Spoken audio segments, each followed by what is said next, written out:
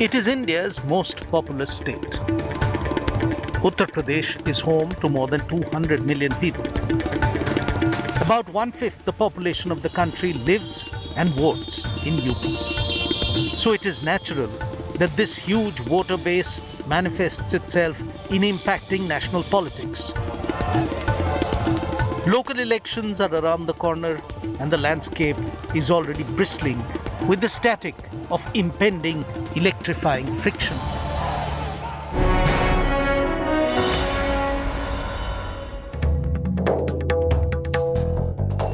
It was 100 years ago in 1921 when the first elected Legislative Council of UP was constituted in Lucknow.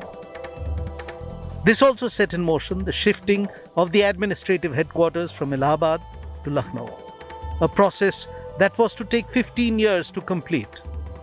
And once that got done, the name of the province of British India had to be changed again. The rough political boundaries of the land that is today known as UP were formed in 1877 when the newly annexed Kingdom of Audh was merged by India's colonial rulers with those of the northwestern provinces.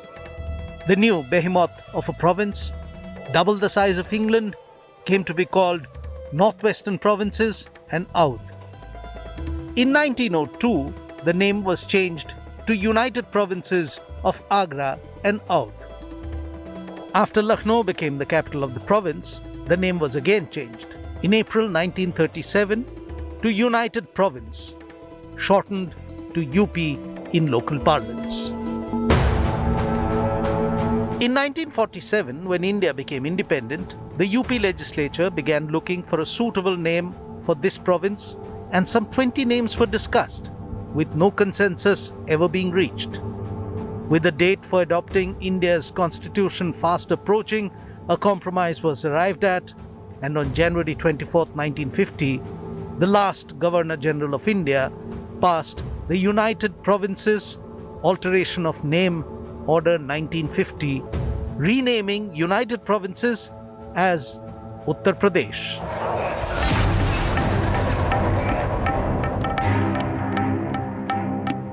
And since 1947, as a nascent democracy began to find its feet, political and mass leaders from Uttar Pradesh began playing a crucial role in the destiny of India.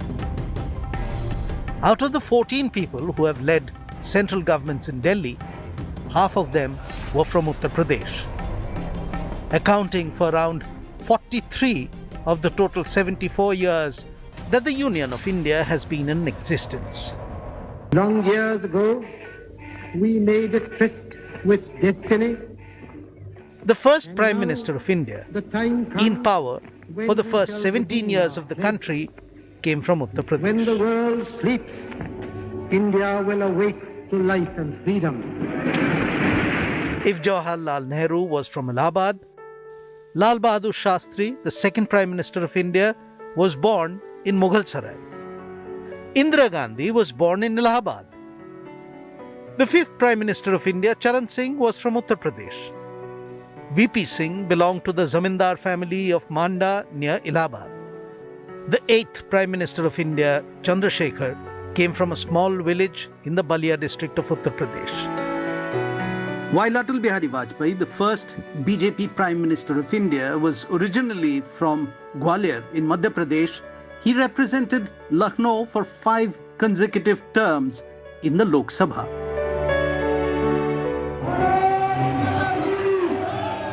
It was no wonder then that when the former Prime Minister died in 2018, his ashes were taken for immersion in all major Uttar Pradesh rivers. In processions led by state ministers as well as leaders of Uttar Pradesh's BJP unit. As much a tribute to the man who had for close to 20 years represented Lucknow as Member of Parliament in the Lok Sabha, as a political statement reiterating the BJP connect with the state and its voters. विकास और विनाश के बीच की लड़ाई है।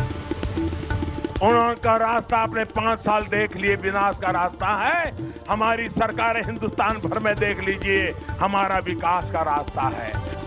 Bharatiya Janata party को आप साथ दीजिए, सहयोग दीजिए। 2/3 बहुमत से सरकार बनाएंगे, नरेंद्र मोदी के हाथ मजबूत करेंगे, कमल फूल के निशान पर बटन दबाएंगे।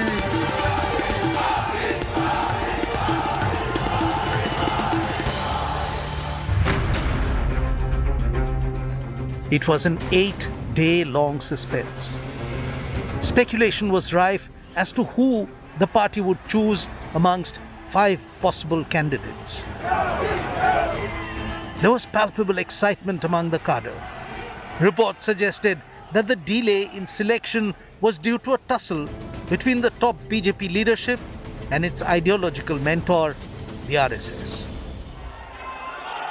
This was 2017, and the BJP had just won its first clear mandate since 1991 in the crucial Uttar Pradesh elections. It was not just a win, because the Saffron Party now occupied 75% of the seats in assembly. There is trouble brewing for the BJP with the constant delay in the name of the Chief Minister. But who would be the BJP Chief Minister of Uttar Pradesh was the question. In the run-up, CM probables could be seen rushing from one power centre to the other.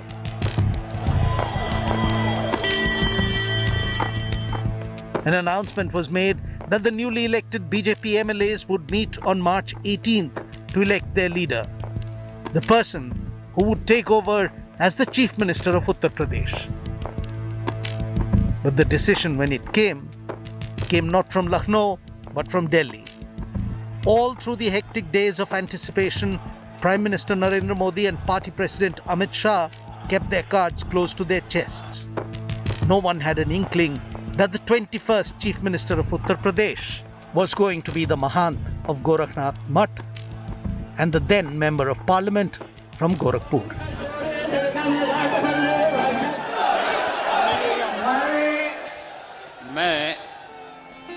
Yogi Adityanath, considered one of the most saffronized leaders of the BJP, was installed as the CM of this electorally crucial state. And it seemed that the BJP was sending out a clear message that with UP in its pocket, it would now push ahead with its core ideology.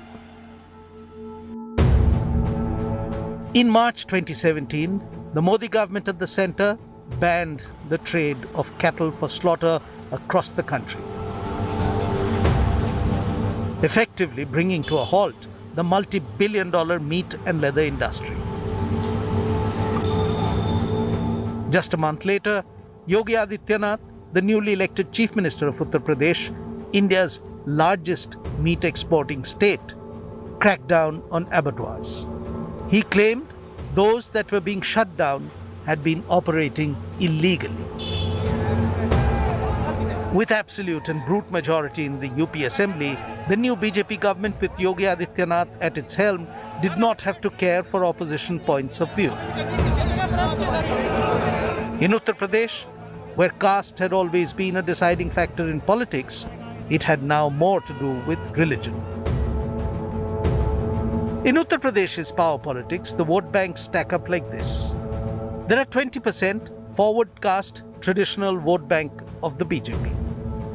There are 19% Muslims and about 21% Dalits, plus 40% OBCs, which include 9% who are Yadavs, the traditional vote bank of the Samajwadi Party. But in 2017, it was the Samajwadi Party that was routed in the state assembly elections. As the BJP, riding Narendra Modi's popularity, convincingly won Uttar Pradesh. There was no getting away from the fact that splitting of the votes amongst parties opposed to the BJP had helped the Saffron Party score such a convincing electoral victory. But above all else, the defeat was seen as a big failure for the ousted Chief Minister Akhilesh Yadav, who was attempting to come out of his father Mulayam Singh Yadav's shadow as a leader in his own rights.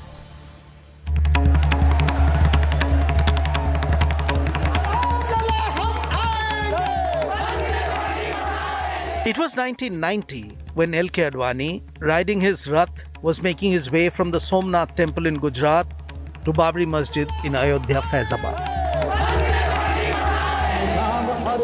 The Rath Yatra was stoking communal tensions, and the Vishwa Hindu Parishad had also mobilized their supporters across the country to congregate in Ayodhya. On 23rd of October that year, Advani was arrested as he was about to cross the Bihar border into Uttar Pradesh. But this did not stop the car sevaks continuing onwards to Ayodhya in UP. The Chief Minister of UP, Mulayam Singh Yadav, ordered the arrest of all car sevaks trying to enter Ayodhya. According to reports, 1.5 lakh were arrested, but they still kept coming. Over a matter of few days, between 50 to 70,000 car sevaks managed to break into the city, and then they stormed the Babri Masjid. Clashes broke out between security personnel and the car sevaks. Pitched battles were fought, and on 30th of October 1990, at Mulayam's orders, the police fired on the mob. Official sources say 30 people died, but the figure was always disputed. This single act earned the UP Chief Minister the sobriquet of Mullah Mulayam and turned him into a national figure. Congress के मुस्लिम base को खोने की 2 वजह थी। एक तो 9 नवंबर 1989 में before the Lok Sabha election Rajiv Gandhi ji प्रधानमंत्री थे और नरेंद्र तिवारी जी मुख्यमंत्री थे, और इन्होंने डिस्प्यूटेड जगह पर शिलान्यास कराया, जिसको लेकर के मुस्लिम कांग्रेस से एलिनिएट हुए। और मुलायम सिंह जी के सेकुलर क्रेडेंशियल्स अगर एस्टेब्लिश्ड हुए हैं, जिसके लिए आज तक भी माइनॉरिटी के दिल दिमाग में उनके लिए सम्मान है, दैट वाज द डे जिस दिन उनको कार सेवकों पर गोली चलानी पड़ी। Mulayam Singh Yadav was born into a peasant family in Saifai in Etawah district of UP. In his younger days, he trained to be a wrestler and never lost the swagger of a man from the rural akhada. It was during his college days that Mulayam got involved with student politics. His idol was the socialist ideologue Ram Manohar Lohia, who he met in 1966 when Lohia had come to Etawah. It was Lohia who chose Mulayam as the candidate from his party to fight the UP Assembly elections in 1967. Mulayam won the election against a formidable Congress rival, becoming the youngest MLA at age 28. Young, dynamic, energetic and full of dreams. ऐसा मुलायम सिंह था जब पहली बार MLA बने। 69 में चौधरी चरण सिंह के लोक दल के या भारतीय क्रांति दल के एग्जिस्टेंस में आने के बाद जो पिछड़ों में प्रभाव था समाजवादी पार्टी का, वो कम हुआ, और 69 के जो मिड टर्म पोल था उसमें मुलायम सिंह हार गए और फिर वो विल्डरनेस में चले। After the sudden death of Ram Manohar Lohia, Mulayam Singh Yadav joined Charan Singh's Bharatiya Kranti Dal and was again elected to the UP Assembly in 1974. When emergency was declared in the country, Mulayam was detained and spent the next 19 months in jail.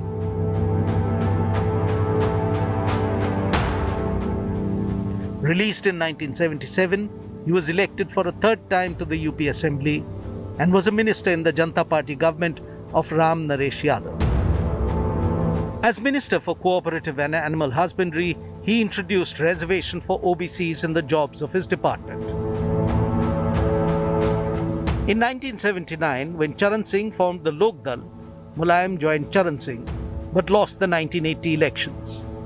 In 1985, he won and became the leader of the opposition in the UP Assembly. By 1989, he had joined the Janata Party and became Chief Minister of Uttar Pradesh for the first time. And a year later, he ordered his police to fire on the rampaging car sevaks at Ayodhya. The ground was being set in Uttar Pradesh for the biggest political upheaval to come. Little did the socialist Samajwadi leader realize that this was the beginning of an unstoppable saffron surge.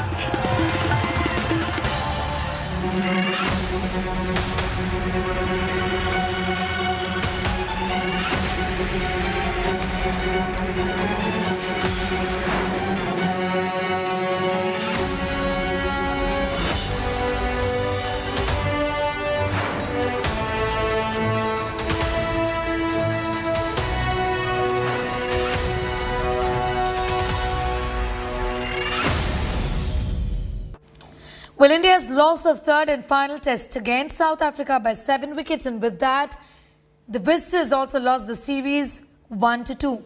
South Africa needed 111 runs to win on the fourth day and chase that target down with much ease. India have never won a test series in South Africa, but when they won the first test, it seemed that the record could change. However, that did not happen. Here's how it all happened on day 4. Chances were bleak, but still there was an opportunity. 8 wickets separated India from a historic series win on South African soil. For the Proteas, 111 runs stood between them and a victory that their captain Dean Elgar referred to as their biggest match in years. Such quick feet. India needed early wickets, but Keegan Peterson and Rassie van der Dusen defied Bumrah and company. Peterson once again stood up under intense pressure and raised his third half-century of the series. An opportunity did come India's way, but it popped out of Pujara's hands and Peterson survived. South Africa were closing on victory when Peterson, batting on 82, chopped one onto his stumps, and India finally had a breakthrough through Shardul Thakur. Keegan Peterson. A win was still 57 runs away for South Africa. India would have thought they had got the opening they needed, but Temba Pavuma and van der Dusen ensured India's hopes don't materialize. In the end, South Africa sailed past the victory target to hand India a 7-wicket defeat and won the series 2-1. And South Africa will lift. The defeat also quashed India's hopes of a maiden test series win on South African soil, something that looked to be a great possibility when India had won the first test at Centurion. Sports Bureau, India Today. It was to be India's final. Well, India may have lost the test series in South Africa, but the visiting camp led by Virat Kohli is in the news over a massive controversy after a review went against them on day 3. The decision that allowed South African skipper Dean Elgar to continue had Virat and company all agitated as they went up to the stump mic to express their anger, even going to an extent of accusing the host broadcaster of manipulating the DRS data. Take a look. Ashwin likes that. And he's given. One decision that didn't go their way had Virat Kohli and company all riled up. Determined that he had his man, and when the India desperately needed a wicket, and they seemed to have got their man in Dean Elgar when umpire adjudged him out leg before. To the naked eye, it looked out plumb, but when Elgar reviewed the decision, the ball tracking showed otherwise. The delivery that hit Elgar below the knee roll was found to be going over the stumps, much to the astonishment of Team India and even umpire Murray Rasmus. Virat once again led his team in showing their anger and disappointment. He went up to the stump mic and was heard saying, "Focus on your team as well, and not just the opposition," trying to catch people all the time. Focus on your team as well while they shine the ball, not just the opposition, trying to catch people all the time. His deputy in the series, KL Rahul, wasn't left behind, and the Indian opener was caught on the stump mic saying the whole country is playing against 11 guys. Whole country playing against 11 guys. Known about them, boys. Ravichandran Ashwin, who delivered the ball that was denied the wicket, hit out at the broadcaster for fudging data in a bid to keep Elgar at the crease. The off-spinner said, "You should find better ways to win Supersport," the host broadcaster. Should surely find better ways to win Supersport.